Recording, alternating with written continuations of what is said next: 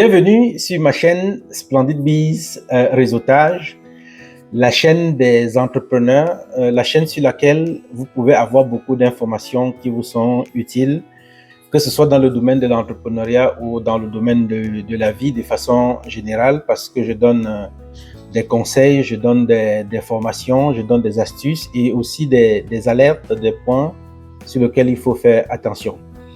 Mais l'objectif de la vidéo d'aujourd'hui, c'est de pouvoir parler de l'actualité au niveau du Québec, parce que dans le domaine de la santé, il y a eu une réforme et j'ai préparé pour vous un résumé des points clés qu'il faut certainement retenir pour avoir une idée globale. C'est vrai que je ne me suis pas appesanti sur tous les aspects, mais j'ai fait ressortir les éléments dont je juge importants.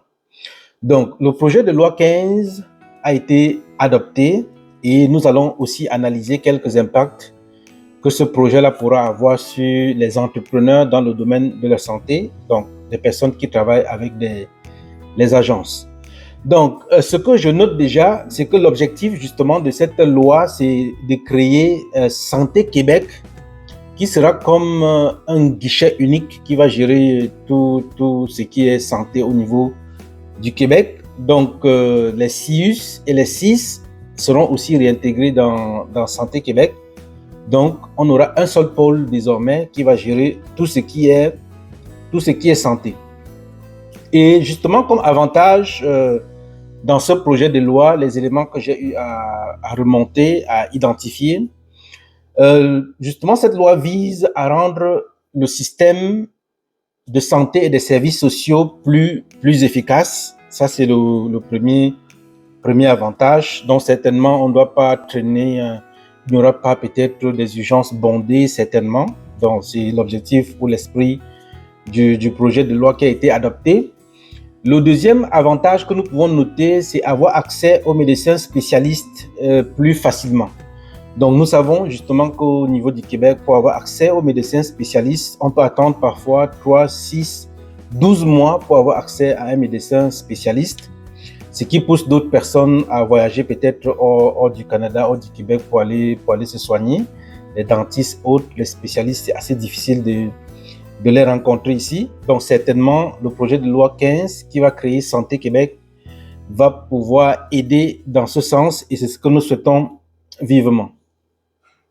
Le troisième avantage aussi que j'ai noté dans ce projet de loi, c'est d'éviter des refus dans les hôpitaux parce qu'on n'a pas le bon code postal.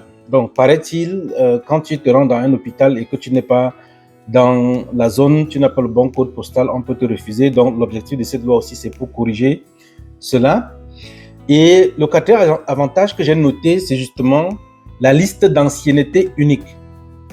Donc, ce que j'ai compris dans le domaine de la santé, en fait, c'est que normalement, la santé était par zone.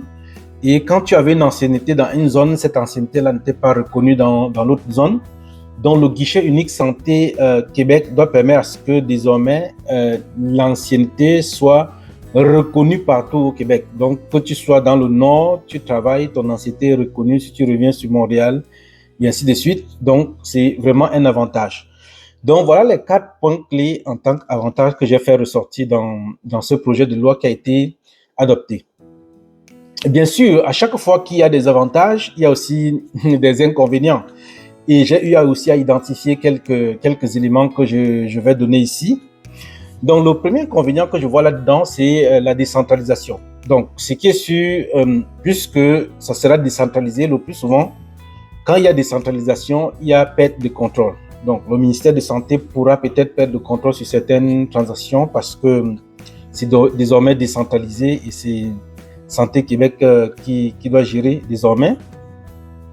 Le deuxième inconvénient que je vois, c'est le ministère de la Santé qui n'est plus imputable. C'est ça le deuxième inconvénient parce que tout sera désormais reversé sur le dos de Santé Québec et la reddition de comptes sera faite justement à ce niveau-là. Donc, le ministère de la Santé sera là tout simplement pour donner des orientations stratégiques, donc ce recul. Et justement, l'opérationnel sera fait par Santé Québec et du coup, le ministère ou le ministre de la Santé ne sera plus imputable de tout ce qui se passe. C'est désormais la direction de santé Québec qui sera imputable de tout ce qui pourra se passer dans le système de santé et des services sociaux.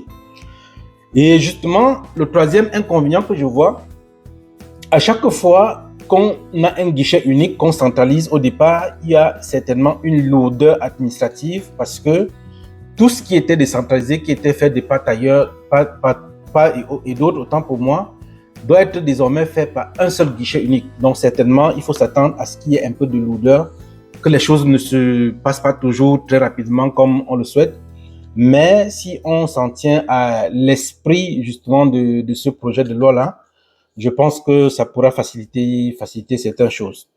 Et maintenant, le dernier inconvénient sur lequel je vais un peu m'appesantir, c'est justement les entrepreneurs dans le domaine de la santé. Nous savons que plusieurs personnes se sont ruées dans le domaine de la santé justement parce que ces personnes devaient travailler avec les différentes agences de placement et certainement ça payait beaucoup plus que le système normal. Et justement, puisque le gouvernement s'est rendu compte, il était question de mettre sur pied justement cette stratégie qui pourra éviter que des personnes puissent se ruer plutôt vers les agences de placement au lieu de travailler dans le circuit normal. Donc, il y avait déjà pénurie de main-d'œuvre dans le circuit normal.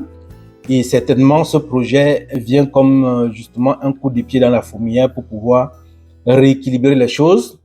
Et puisque c'est Santé Québec désormais qui doit gérer tout le système de santé et des services sociaux, donc certainement l'octroi des contrats aux agences sera désormais très compliqué et la conséquence directe sera les entrepreneurs dans le domaine de la santé certainement qui n'auront plus aussi assez de contrats pour pouvoir bosser. Donc tout ce que je vois de manière globale, c'est pour casser un peu le rythme au niveau, par exemple, des agences, parce que tout le monde préférait aller travailler au niveau des agences, gérer son horaire, gagner un peu plus. Mais maintenant que Santé Québec doit être mis sur pied, les choses seront mieux contrôlées. Et quand c'est mieux contrôlé, ça veut dire que même s'il y a des contrats, par exemple, qui doivent être donnés aux agences, ça sera un peu plus calibré. Et du coup, avoir des contrats aussi avec des agences, ce sera assez facile. Donc, tous ces entrepreneurs dans le domaine de la santé ici, je lance un appel par rapport à mon avis là-dessus. Commencez à vous réinventer déjà. Donc, si vous rendiez peut-être des services seulement avec des agences, vous pouvez penser à créer d'autres choses, les prises de sang, des formations en santé, quelque chose comme ça. Réinventez-vous parce que si tout est vraiment guichet unique et qu'il est désormais difficile d'avoir des différents contrats, alors tout pourra être assez difficile. Je m'appelle Ghislain, le promoteur de la plateforme splendidbiz.com et j'ai jugé et fait le résumé justement de cette actualité-là du projet de loi 15 qui a été adopté et qui n'augure pas vraiment des jours assez merveilleux pour tous les entrepreneurs dans le domaine de la santé. Mais croisons les doigts et on pense justement peut-être que les choses ne seront pas assez difficiles comme on peut peut-être anticiper. Mais comme je le dis, il faut toujours penser à se réinventer. Et surtout, si vous avez besoin d'un comptable, par exemple, qui peut vous aider à faire les différentes transactions, notre réseau comptable, CJ Comptable, CPA, les CPA compétents et expérimentés pourront toujours vous aider à faire cette transition au niveau de la comptabilité et la fiscalité. Et surtout, si vous entreprenez ou si vous êtes entrepreneur qui regardez cette vidéo, soyez justement informés qu'il y a la plateforme splendidbiz.com qui est un logiciel assez complet qui aide les entrepreneurs à gérer toutes les entreprises au même endroit. Et bientôt, nous allons lancer les différentes formations qui vont aider les entrepreneurs à acquérir des nouvelles compétences dans le domaine de l'entrepreneuriat. Alors, si c'est la première fois que tu découvres ma vidéo ou si tu m'as déjà regardé et tu as hésité de me suivre, c'est le moment de t'abonner et d'activer la cloche de notification pour ne manquer aucune de mes prochaines vidéos. À bientôt. Ciao.